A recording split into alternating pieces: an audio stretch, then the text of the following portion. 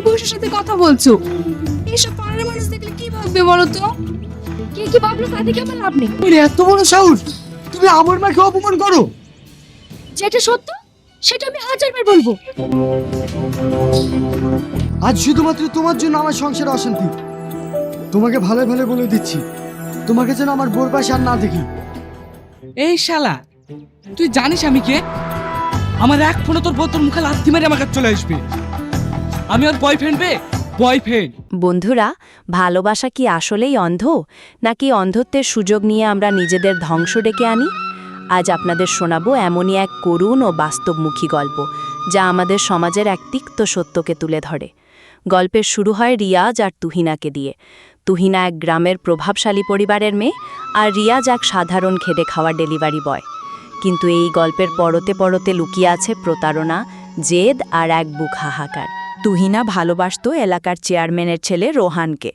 গভীর রাতে লুকিয়ে দেখা করা থেকে শুরু করে সব কিছুই চলত তাদের মধ্যে। কিন্তু একদিন তুহিনার বাবা তাদের হাতে নাতে ধরে ফেলেন। মেয়ের সম্মান বাঁচাতে বাবা ছুটে যান রোহানের বাবার কাছে। কিন্তু ক্ষমতার দম্ভে অন্ধ রোহানের বাবা সেই সম্পর্ক মানতে অস্বীকার করেন। উল্টো রোহান সবার সামনে তুহিনাকে অস্বীকার করে বলে সে শুধু ভালোবাসে, বিয়ে করবে না।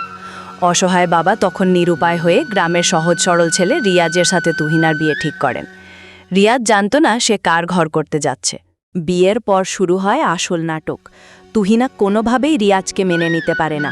তার কাছে রিয়াজ কেবল এক নগণ্য ডেলিভারি বয়। রিয়াজের মা, যিনি অনেক কষ্টে ছেলেকে মানুষ করেছেন, তিনি চেয়েছিলেন এক টুকরো শান্তি। কিন্তু তুহিনার ব্যবহারে সেই ঘর হয়ে ওঠে নরক।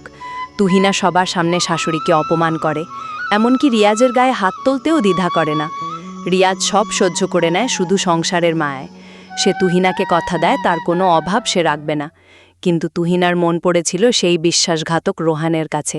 এদিকে রোহান তার রাজনৈতিক ক্যারিয়ার বাঁচাতে আর বাবার চাপে তুহিনাকে এড়িয়ে চলতে শুরু করে। কিন্তু তুহিনা ছিল মরিয়া।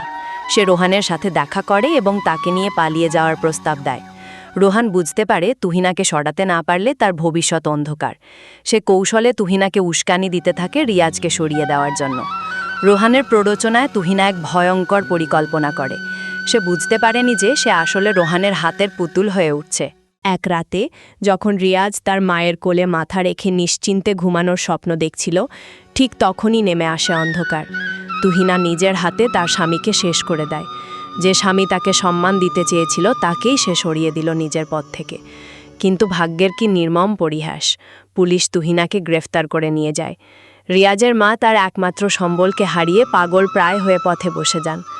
তুহিনা যার জন্য এই কাজ করলো, সেই রোহান তখন নিজের ক্যারিয়ার নিয়ে ব্যস্ত। তুহিনার কথা সে ভুলেও ভাবেনি। গল্পের শেষে আমাদের জন্য রয়ে যায় এক বিশাল প্রশ্নচিহ্ন।